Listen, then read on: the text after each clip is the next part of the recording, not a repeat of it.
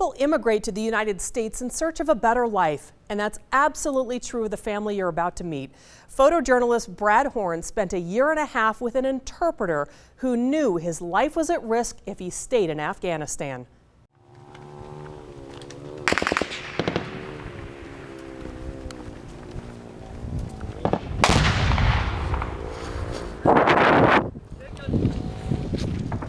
North of Afghanistan, we went there. There was not any US forces, just we went there to resupply and rotation the Afghan personnel. And we stuck in the firefight for a little over 4 hours. I met Shafiola in the spring of 2014. I was the commander of an advisor unit, US Army, in Afghanistan. Shafiola was not only my interpreter, but my cultural advisor as well. In this location where I was standing, I just came here next to the truck. The round came and hit like just 10 centimeters from my face. He was very familiar with the culture, the customs, and on a tactical level, what was safe, what was not safe, who could be trusted, who couldn't be trusted. Very valuable information Shafiola and others in his role provided. More importantly, what was the climate of the local population. And having that knowledge as a commander would critical in making decisions that would affect the outcome of the mission and the safety of my soldiers. So I was side by side with an Afghan commander, and he would explain to me what was going on, and of course Shafiola would interpret it to me, and then I would give him suggestions for improvement or sustainment, and then Shafiola of course would interpret it back. We were always thinking, okay, hopefully we are getting back home alive, because the life of interpreters in Afghanistan is not safe, and always they are in high threat. The person who's interpreting and also their family are. I was receiving threats, and they were trying to kill me. And I witnessed for some of my other interpreters who got killed. And he left the base. He was driving from base to home, and they kidnapped them on the way, and they chopped their head off and they put on their belly and sent their house. When I left Afghanistan, I told him that I will get you to the United States. Members of my unit, we pooled resources, wired money to him so he could travel with his family to start the immigration process. Working with both the State Department to be vetted as his sponsor and the World Relief Agency out of Sacramento, identified that I would be bringing Shafiola to Carson City and getting his family and his life set up here. Rock, paper, scissors. Rock, paper, scissors. Yeah! Colonel Strahan and he with his family, they came to welcome me in Reno airport. And I was very happy. I feel, okay, that's good. I was feeling very happy when I saw him with their family, and they brought some gifts for my kids, some toys. And they drove me back to my house, and they said, okay, this is your house, and he prepared everything for me. And I'm happy here in Carson City, and I'm safe. The teacher was explaining to the other kids, okay, he's Rafiola, he came from Afghanistan, from different culture. He used to learn the new culture. He's happy, and right now he's getting ready for Halloween. I like here because that my other countries, there was like fighting and wars, so that's why we came here. 10 here, 25 here, and 25 here. I was planning to go to the college or to the university to learn some skills, to do better job and have a good job in the future, not to be a laborer, always work for someone. I want to be or stand on my own feet, to do a good job and to support my family, to support other friends. And Shafi was the first one in the lab every day and the last one to leave every night. He put in more time than any other student. He worked very hard with all of our instructional team, with our teaching assistants. He took advantage of every time the lab was open. He really put his heart and soul into his studies, and to trying to do the things that he needed to do to be successful. My dream for my kids has to have a good future and have a good life here. They are in America. I want a good future for him to have a better life and become a teacher, a doctor, an engineer, a pilot, and a military guy. Especially I like to be a military and serve for America. I want to be a police or a fireman. I couldn't think of a better example of somebody that's come here, taken availability of their opportunities and the resources and ran with it to set himself up and his family up for success.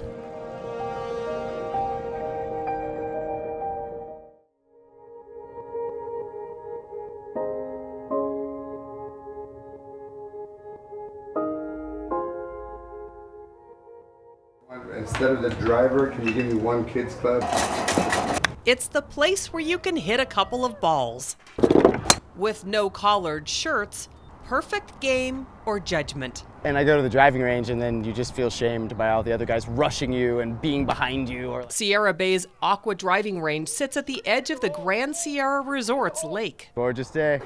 Mark Arnold came up with the idea coming back from a golf event in Florida. I was flying in from the PGA show and I looked over this lake and I thought that might be a cool thing.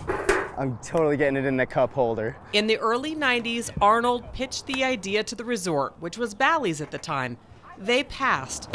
When it changed owners and became the Hilton, the managers loved the idea. And in 1993, when Arnold was just 29 years old, he began a 25-year contract. It's been a great business to own. I've loved it. Oh, did you see that? Oh my gosh, I was so close to the car. It draws in the visitors, a few celebrities performing at the casino, and plenty of Reno regulars, like Justin Spallin, It is unique to Reno. It's very fun. whose grandma first brought him here as a kid. We would take the bus all the way into town and go. She taught me bowling, and then when this went in, she taught me how to golf. And so it was good memories with grandma, and it's a staple to me, and I like sharing it with everybody. Golfers can launch a floating golf ball into the water, and plenty have. They can smash out a few windows on a car or aim for the islands and win prizes.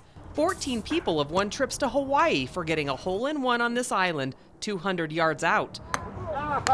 It's very unique to Reno. It's a landmark. I mean, it's something you refer to if you're a local. Hey, GSR driving range.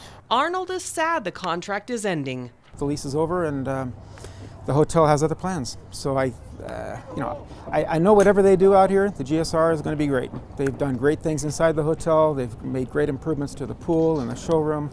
I have no doubt that they'll do great things out here as well. A GSR spokeswoman said they plan to continue operating the driving range and make some improvements. Good news for golfers. The Reno landmark will continue with a few changes. In Reno, Kim Burrows reporting.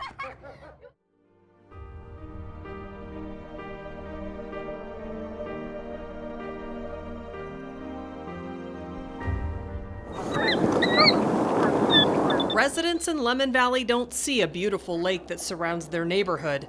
It's gross.